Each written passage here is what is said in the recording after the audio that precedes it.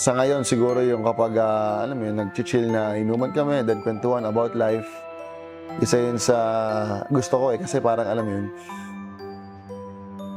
lalaki sa lalaki yung usapan, may mga nakukuha kong guides and tips sa kanya na pwede kong mabitbit hanggang sa paglaki ko. Kapag bumuo ko ng sarili pamilya.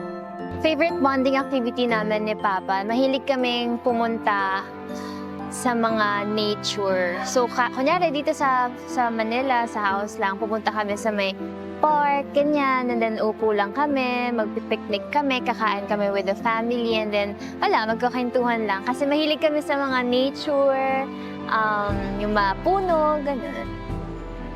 I think yung favorite bonding activity ko with my dad is whenever he comes home, my dad kasi works overseas. Kapag nagbubukas na kami ng cargo box, tapos marami siyang pasalubong, yun, enjoy na enjoy ako doon.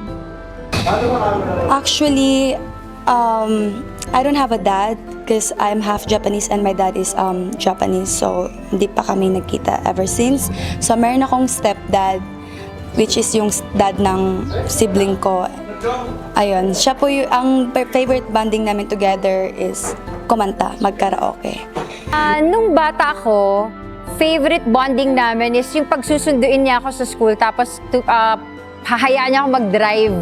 So yung manibela sa akin, tapos kasi syempre 'di ba pag bata hindi naman allowed, pero siya, he was such a cool father na inaalaw niya ako mag-drive. So manibela yun, pauwi ng bahay. Tapos isa rin sa favorite bonding namin yung dadaan kami sa restaurant nung cousin niya na tito ko.